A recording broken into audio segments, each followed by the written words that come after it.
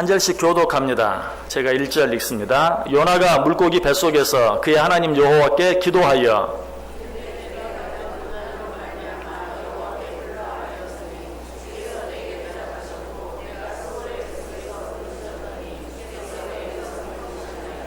주께서 나를 깊음 속 바다 가운데 던지셨으므로 큰 물이 나를 둘렀고 주의 파도와 큰 물결이 다 내 위에 넘쳤나이다.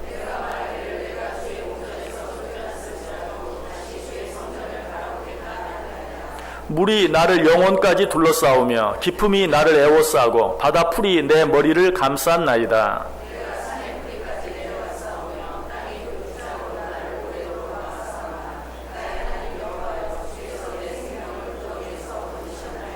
내 영혼이 내 속에서 피곤할 때에 내가 여호와를 생각하였더니 내 기도가 주께 이르러 싸우며 주의 성전에 미쳤나이다.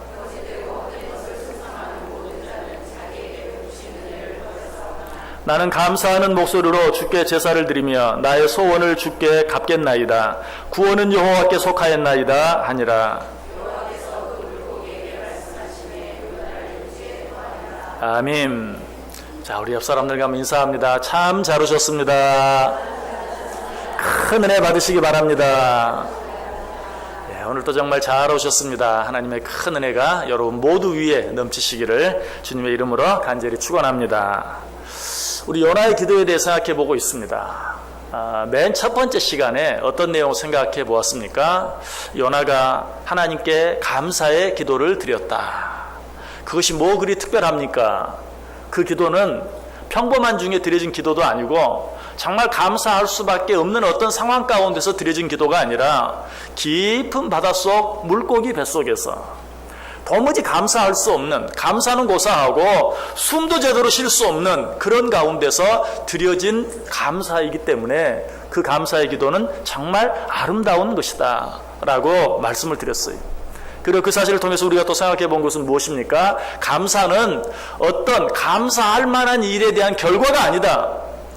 감사는 감사할 수밖에 없는 일을 만들어낼 수 있는 힘이요 능력이다.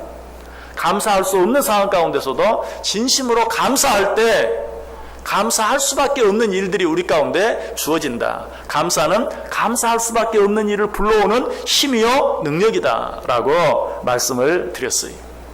그러므로 요나가 이 물고기 뱃속에 드린 감사의 기도는 정말 아름다운 기도예요. 자, 그런데 이 고백에 이어서 하나님 앞에 감사를 드리는 이 고백에 이어서 요나의 입에서 나온 두 번째 고백은 무엇이었습니까? 9절 다시 보시기 바랍니다. 나는 감사하는 목소리로 주께 제사를 드리며 계속해서 뭐라고 말하죠? 나의 소원을 주께 갚겠나이다. 그것은 주께 한 서원을 갚겠다는 그런 내용이었어요. 하나님의 은혜와 사랑을 진정으로 깨달은 자들은 먼저 그 입에서 감사가 나올 수밖에 없고 그리고 나서는 하나님 앞에서 한 모든 약속과 서원을 지킬 수밖에 없어요. 하나님의 은혜와 사랑을 진심으로 깨달았다면 지금 내 형편과 처지가 어떠하든지 감사할 수밖에 없고 뿐만 아니라 하나님과 한 모든 약속, 하나님 앞에서 한 모든 소원들을 이행할 수밖에 없다는 것이. 이사야 시편 66편 12절과 13절은 이렇게 말합니다. 우리가 불과 물을 통과하였더니 주께서 우리를 끌어내사 풍부한 곳에 들이셨나이다. 내가 번제물을 가지고 주의 집에 들어가서 나의 소원을 주께 갚으리니. 하나님께서 불 가운데서 물 가운데서 건져내 주시고 지켜주시고 보호해 주심으로 불과 물을 무사히 통과하게 해주신 그 은혜를 체험하고 나서 뭐라고 고백합니까? 내가 번제물을 가지고 주의 집에 들어가서 나의 소원을 주께 갚겠나이다. 하나님께서 내게 이렇게 큰 은혜를 베풀어 주셨사온데 나도 하나님과 한 그 약속들, 그 소원들을 지키겠나이다 라고 고백하고 있는 것을 보게 돼요. 지금 요나가 그렇게 하고 있어요. 그러나 요나가 한 이 고백에 더 귀한 것은 무엇입니까? 여전히 깜깜한 깊은 바닷속 물고기 뱃속에서 그는 지금 하나님께 고백하고 있는 것이 내가 주께 한 소원을 갚겠나이다. 요나가 어떤 소원을 했을까요? 정확히 알 수는 없어요. 그러나 분명한 것 몇 가지 우리가 짐작해 볼 수 있어요. 요나는 이미 어때요? 선지자로 부름을 받은 자예요. 선지자로 부를 때에 마치 이사야 선지자가 그러했던 것처럼 주여 내가 여기 있나이다 나를 써주소서 라고 그렇게 소원했을 거예요. 뿐만 아니라 주여 내가 여기 있나이다 나를 보내소서 라고 소원했을 거예요. 또 사무엘처럼 주여 말씀하옵소서 주의 종이 듣겠나이다 라고 또 하나님 앞에서 약속했을 거예요. 그런데 요나가 이 약속, 이 소원을 지켰습니까? 아니, 하나님께서 그에게 분명히 명령했죠. 어디로 가라고? 니느웨로 가라고.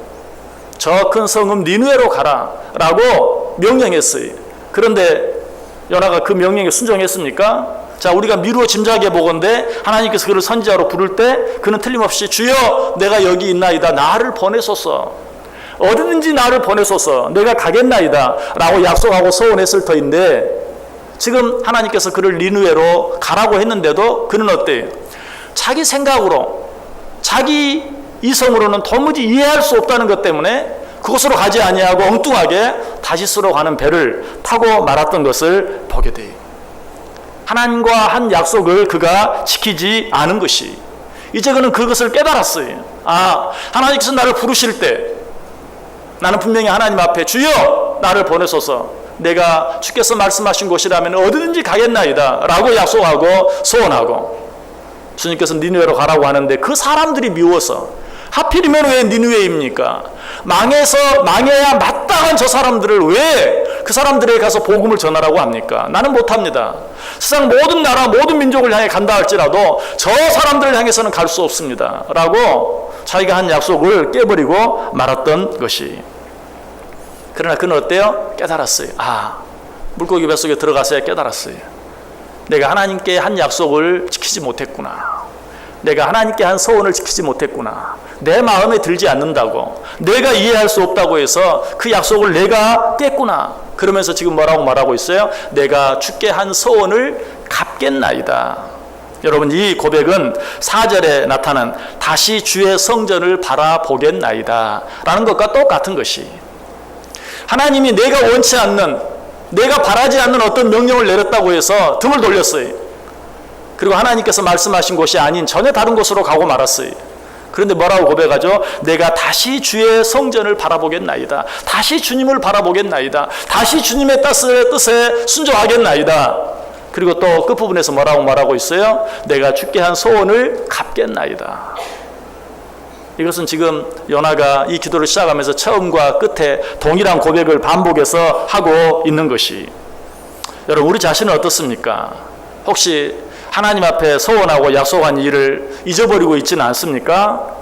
하나님 앞에 분명히 소원하고 약속했지만 현실적으로 너무 바쁘고 힘들고 어려운 어떤 일들로 인해서 그 소원을 지키는 일, 그 약속을 이행하는 일을 차일피일 뒤로 미루고 있지는 않습니까? 아니면 눈앞에 어떤 이익 때문에 하나님과 한 약속이나 소원을 외면해버리는, 내가 지금 그 약속을, 그 소원을 지금 지켜야 한다면 지금 내 앞에 있는 이 큰 이익을 내가 놓칠 수밖에 없습니다. 하나님께 한 그 약속, 소원 없는 것으로 하죠. 혹 그렇게 하나님께 한 약속을, 하나님께 한 어떤 소원을 눈앞에 어떤 현실적인 이익 때문에 외면해버리고 있지는 않는지 한번 돌아볼 필요가 있는 것이, 그도저도 아니라면 오늘 요나처럼 하나님께서 원하시는 일은 뭐든지 하겠나이다. 그러나 지금 나에게 말씀하신 도무지 말이 되지 않는, 도무지 이해가 되지 않는, 세상에 얼마나 많은 나라, 얼마나 많은 민족이 있는데 왜 저 포악하고 악한 니느웨 사람들입니까? 설령 그들을 구원한다 할지라도 세상 모든 사람들 구원하고 난 맨 끝에 해야지 왜 지금 나보고 저렇게 포악하고 저렇게 죄악에 찌들어 있는 저 니느웨 사람들을 향해 가라고 하십니까? 하나님이 내게 한 약속이 내 이성으로 도무지 납득이 되지 않는다고 해서 그 말씀과 명령을 거부하고 있지는 않습니까? 아니, 하나님과 한 그 약속, 소원 그냥 없었던 일로 만들어버리고 있지는 않습니까? 우리 자신을 한번 돌아봐야 돼요. 신명기 23장 21절에 말합니다. 내 하나님 여호와께 소원하거든 갚기를 더디하지 말라. 내 하나님 여호와께서 반드시 그것을 내게 요구하시리니 더디면 그것이 내게 죄가 될 것이라.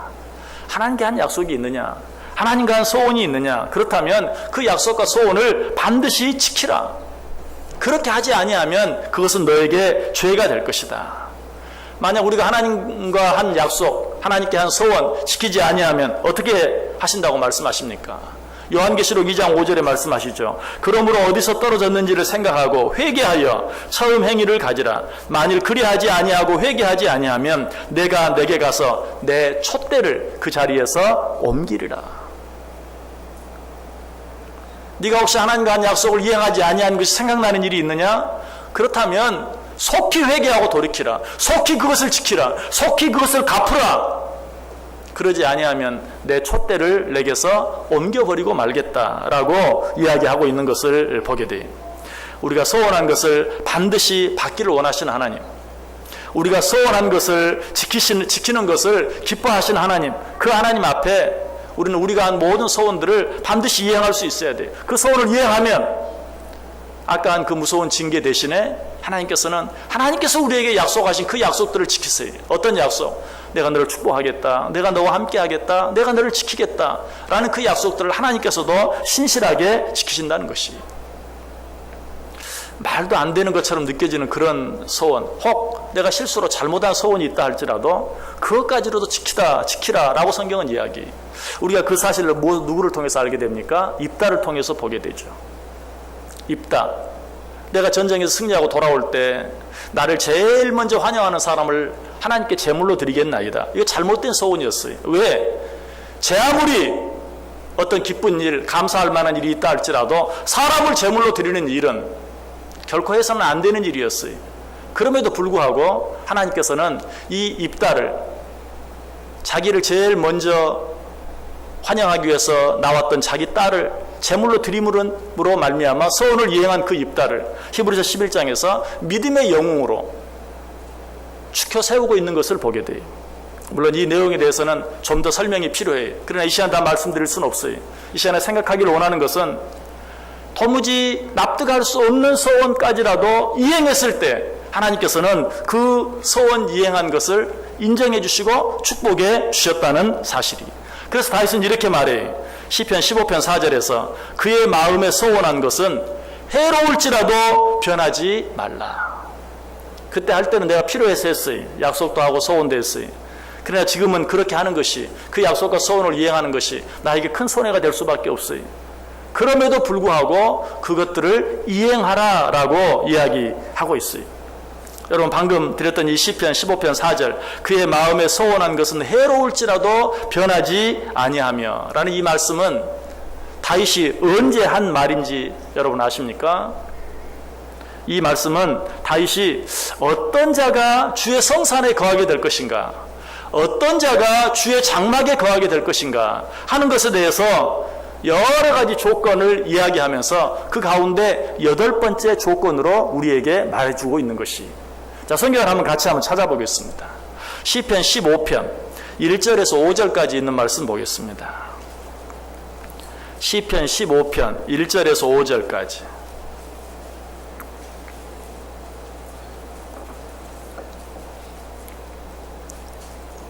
시편 15편 1절에서 5절. 우리 다 같이 한 목소리를 읽습니다.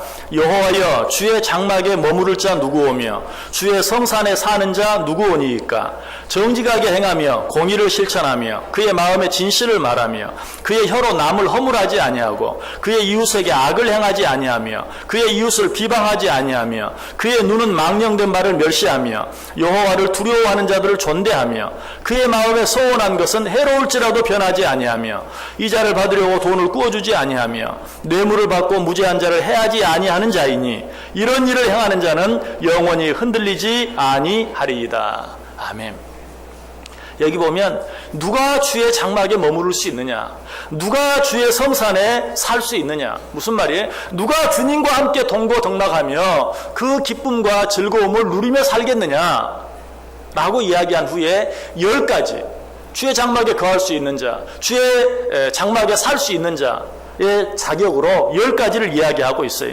정직하게 행하는 자, 공의를 실천하는 자, 그의 마음에 진실을 말하는 자, 그의 혀로 남을 허물하지 않는 자, 그의 이웃에게 악을 행하지 않는 자, 그의 이웃을 비방하지 않는 자, 그의 눈은 망령된 자를 멸시하며 여호와를 두려워하는 자들을 존대하는 자, 그리고 나서 8번째로 그의 마음에 소원한 것은 해로울지라도 변하지 아니하는 자, 이자를 받으려고 돈을 꾸어주지 아니하는 자, 뇌물을 받고 무죄한 자를 해하지 아니하는 자, 10가지. 이런 자들이 주의 성산에 거하게 되고 주의 장막에 살게 될 것이다 라고 말하면서 그 8가지로 소원한 것을 해로울지라도 변하지 아니하고 지키는 자, 이런 자가 주의 장막에 주의 성산에 거하게 될 것이다 라고 말하고 있는 것이.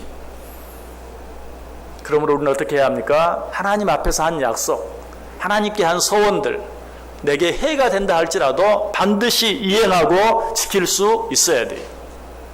그로 말미암아 내게 닥치게 될 수 있는 그런 모든 해에 대한 것은, 해로운 일에 대해서는 하나님이 책임져 주실 것이, 하나님과 한 약속을 지키기 위해서 행한 그 일들에 대해서 하나님께서 책임져 주신다. 신명기 23장 23절에 내 입으로 말한 것은 그대로 실행하도록 유의하라 라고 이야기하고 있어요. 뿐만 아니라 이 약속들을 지킬 때는 미루지 말고 가능한 한 신성하게 행하라 라고 이야기하고 있어요. 신명기 23장 21절에 말합니다. 내 하나님 여호와께 소원하거든 갚기를 더디하지 말라.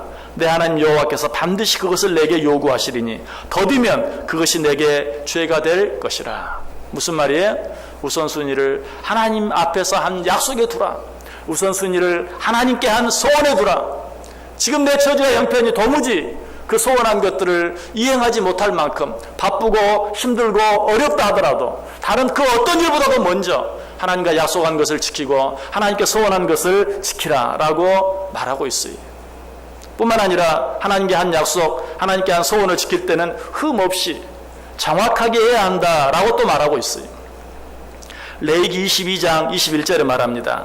만일 누구든지 소원한 것을 갚으려 하든지 자의로 예물을 드리려 하여 소나 양으로 화목 제물을 여호와께 드리는 자는 기쁘게 받으심이 되도록 아무 흠이 없는 온전한 것으로 할지니.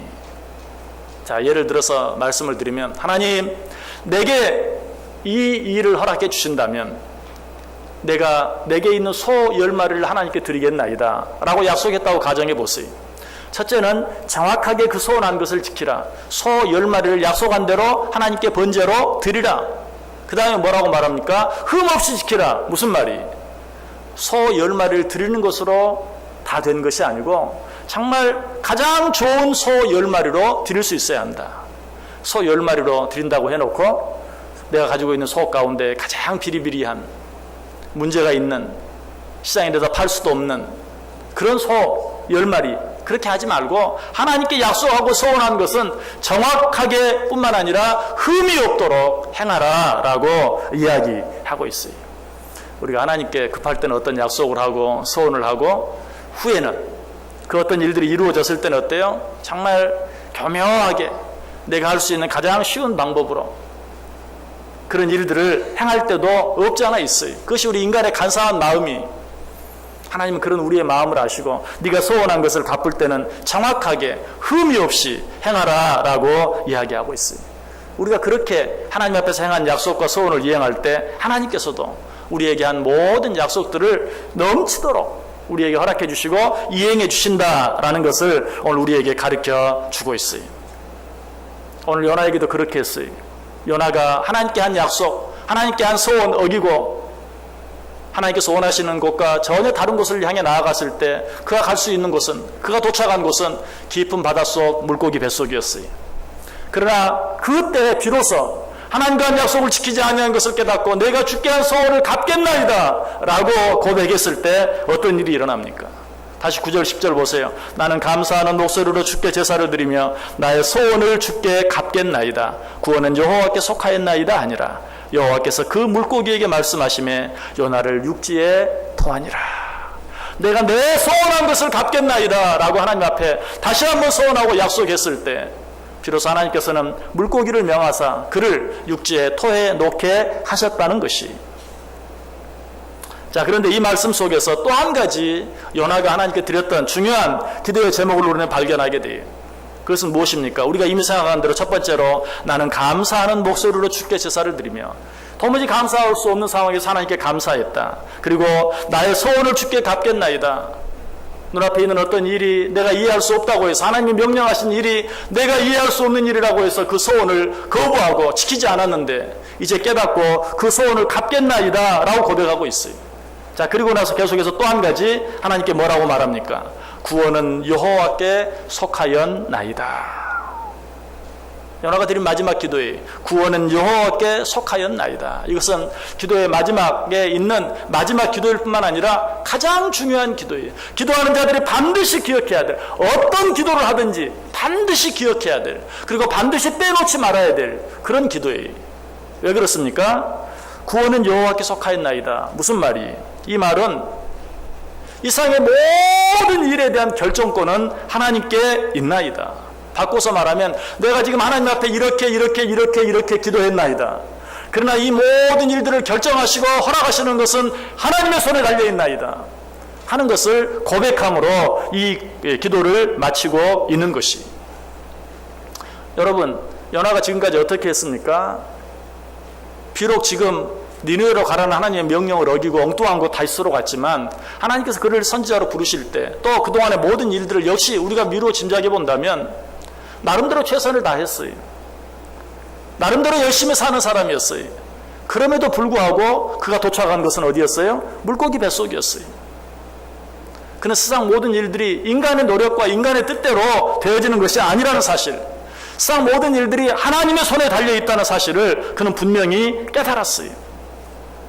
그래서 다윗은 이렇게 고백하죠. 역대상 29장 12절 부와 귀가 주께로 말미암고 또 주는 만물의 주제가 되사 손에 권세와 능력이 있사오니 모든 사람을 크게 하심과 강하게 하심이 주의 손에 있나이다.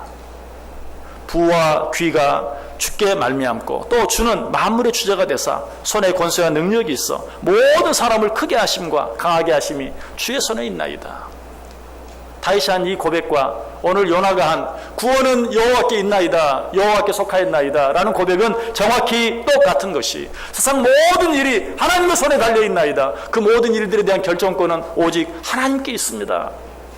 또 한 번 바꿔서 말한다면 하나님 뜻대로 하옵소서, 하나님 뜻대로 하옵소서 라고 기도하고 있는 것이.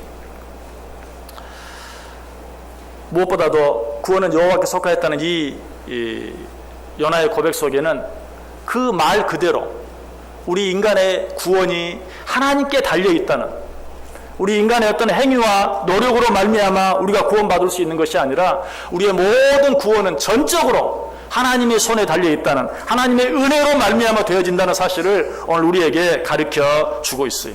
여러분, 성경 66권 내용 가운데 이보다 더 중요한 것은 없어요. 이 사실을 알지 못하고 이 사실을 인정하지 못하면 우리는 예수 믿고 살아가면서 절대로 자유함이나 평안함을 누릴 수가 없어요. 구원이 내 노력으로 되어지는 것이 아니라, 구원이 내 선행으로 되어지는 것이 아니라 오직 여호와 하나님의 전적인 주권과 섭리에 의해서 이루어진다는 사실을 우리가 온전히 알지 못하면 우리가 아무리 열심히 신앙생활해도 거기에 진정한 자유함이 있을 수 없어요. 아니, 열심히 하면 할수록 오히려 더 내 마음속에 내가 아직도 하지 못한 어떤 일로 인한 괴로움, 죄책감, 불편함, 이런 것들이 우리를 짓누를 수밖에 없어요. 우리가 지난 10주 동안 수요일을 통해서 종교개혁에 대해서 생각해 보았어요. 이 종교개혁을 했던 대표적인 종교개혁자 마르틴 루터가 1517년에 종교개혁을 이룸으로 말미암아 이제 올해가 2017년 정확히 종교개혁 500주년이 되었어요. 그래서 종교개혁에 대해 생각해 보았어요. 그런데 마르틴 루터가 종교개혁을 하게 된 중요한 이유가 무엇인가? 마르틴 루터는 수도사였어요. 어거스틴 수도원에서 열심히 돌을 닦는 수도하는 수도사였어요.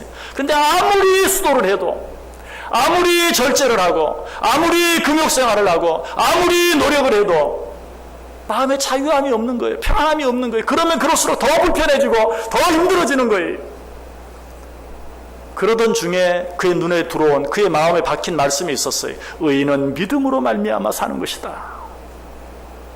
그 말씀이 그 심령에 박히고 그 말씀으로 인하여 자유함이 밀려오고 평안함이 밀려오고 구원의 기쁨과 감격이 넘쳐나는 것을 체험했어요. 그래서 그는 종교개혁을 할 수밖에 없었어요. 왜? 그동안은 계속 우리의 어떤 착한 행실로, 우리의 어떤 노력으로, 심지어는 면죄부를 삼으로 말미암아 구원받을 수 있다고 말하는 그 구교의 로마 가톨릭의 잘못된 가르침, 그 그것들이 잘못되었다는 사실을 깨닫고 분연히 오직 의인은 믿음으로 말미암아 살리라. 우리가 구원받는 것은 믿음으로 말미암는 것이다 하는 것을 깨닫게 된 것이 맞습니다. 우리가 구원 얻는 것은 하나님의 은혜로 말미암아 구원 얻는 것이, 오늘 지금 연하의 고백서에는 그런 의미가 포함되어 있어요. 구원은 여호와께 속한 것이다. 내가 노력하고 내가 잘해서 되는 것이 아니다. 오직 하나님의 은혜와 하나님의 주권적인 섭리로 말미암아 우리에게 은혜로 주어지는 것이다. 자, 그런데 우리는 왜 이 사실을 믿지 못합니까? 그것이 너무 쉽기 때문에 그래요. 너무 쉽기 때문에. 우리는 너무 쉬워서 어떤 사실을 쉽게 받아들이지 못하는, 쉽게 믿지 못하는 경향이 있어요. 그런데 여러분, 사실 이 세상의 가장 중요한 진리들은 너무 쉬운 데 있는 거예요. 쉬운 데 있어요. 예를 들면 부모에게 효도한다는 것, 여러분 얼마나 쉬운 일입니까? 우리가 이 세상 가운데서 정말 평안하게 살기 위해서는 부모에게 효도해야 한다, 형제끼리 우애해야 한다, 부부가 서로 사랑해야 한다. 너무 당연한 얘기고 너무 쉬운 이야기.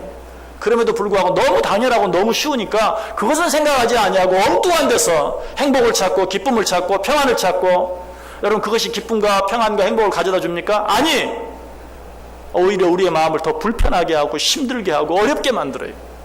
그럼에도 불구하고 부모에게 효도해야 하고 형제끼리 우애해야 하고 부부가 서로 사랑해야 하고 하는 것들은 너무 기본적이고 너무 쉽기 때문에 쳐다보지도 않는, 그러다가 진정한 행복과 기쁨과 평안을 놓쳐버리고 마는.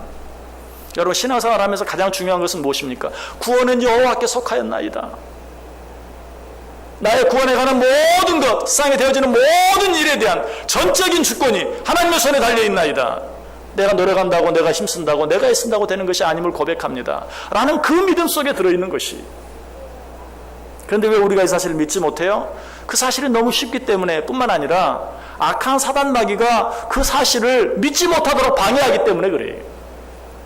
야, 세상에 공짜가 어딨니? 네가 열심히 노력하고 네가 열심히 선을 쌓아야 되는 거지. 네 노력만, 네가 노력하지 아니하고 어떻게 하나님의 은혜로만 구원을 받을 수 있겠냐라고 사탄은 늘 그 사실을 막아요. 왜? 우리가 구원을 받고 구원의 기쁨과 감격을 누리는 것을 가장 시기하는 존재가 악한 사단 마귀이기 때문에 오직 믿음으로, 오직 은혜로 구원받을 수 있다는 사실을 감추고 보지 못하게 하는 것이. 고린도후서 4장 4절에 그 사실을 말해요. 그 중에 이 세상의 신이 믿지 아니하는 자들의 마음을 혼미하게 하여 그리스도의 영광의 복음의 광채가 비치지 못하게 함이니 그리스도는 하나님의 형상이니라. 악한 사단 마귀가 그리스도의 그 영광의 광채를 우리에게 비치지 못하도록, 그리스도의 그 놀라운 은혜의 빛이 우리에게 비치지 못하도록 그것을 가로막고 방해한다 라고 이야기하고 있어요. 그러나 성경은 분명히 말해요.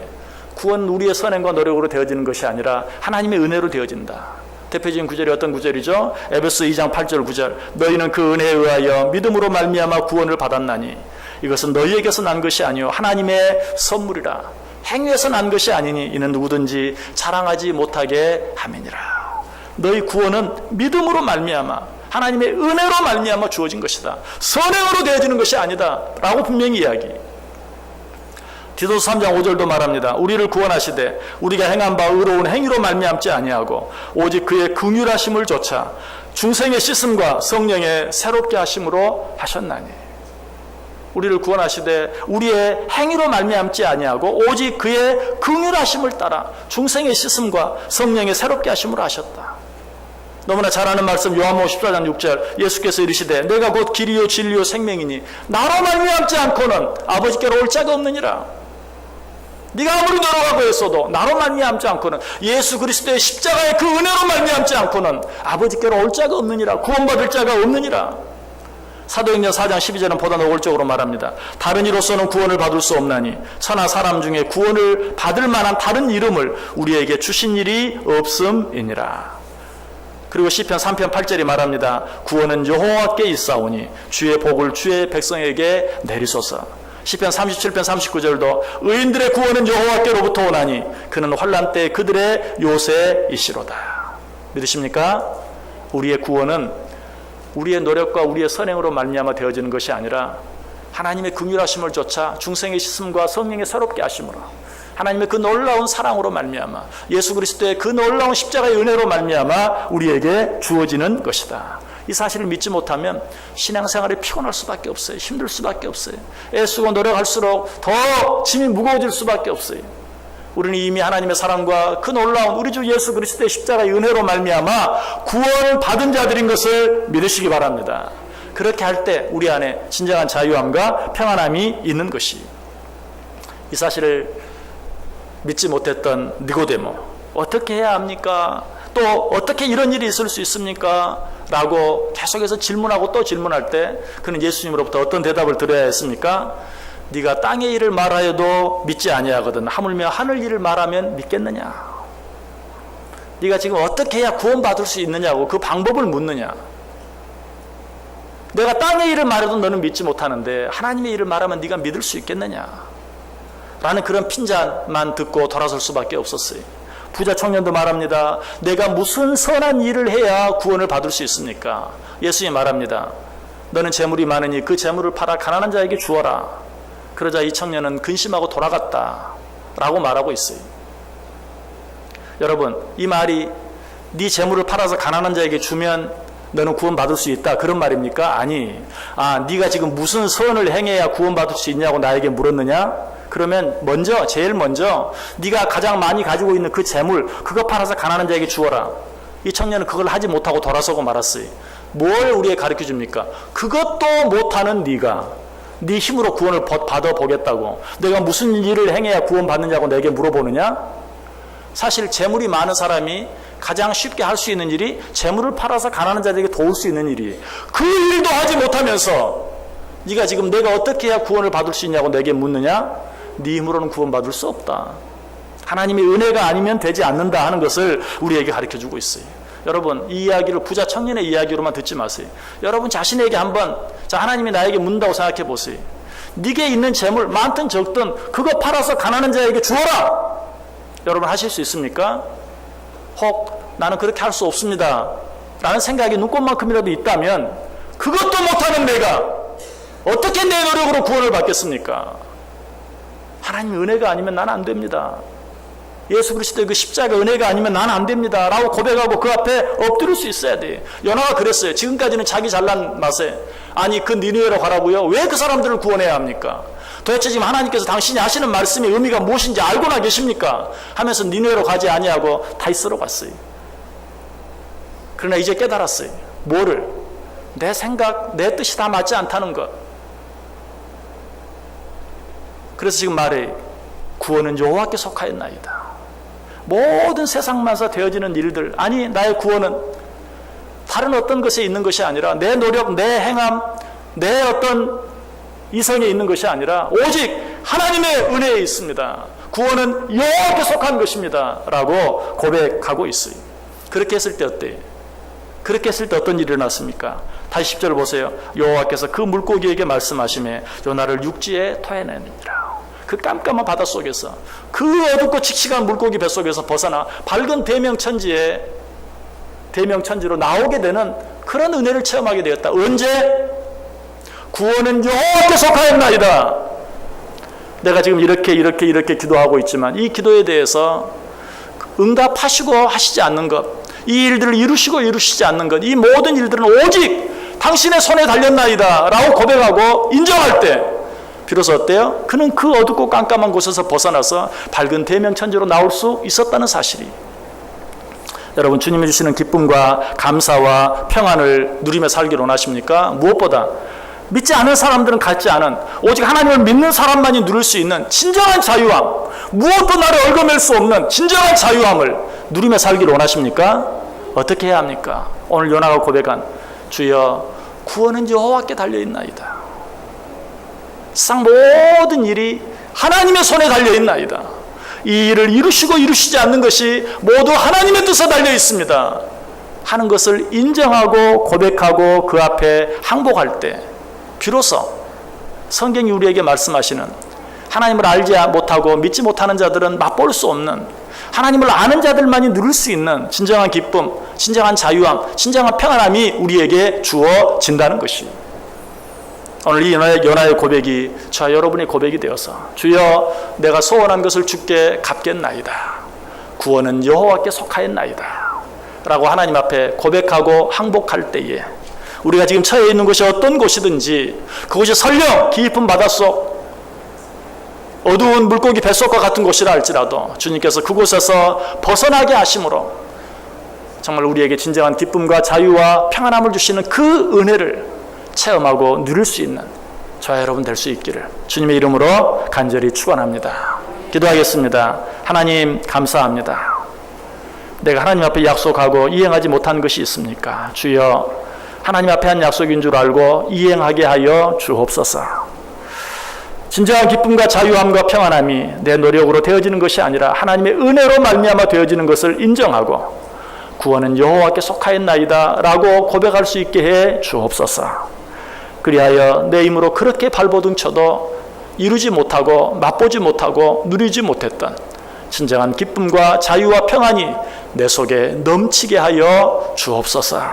예수님의 이름으로 기도드리옵나이다. 아멘. 우리 다 자리에서 일어나셔서 찬송가 54장 찬송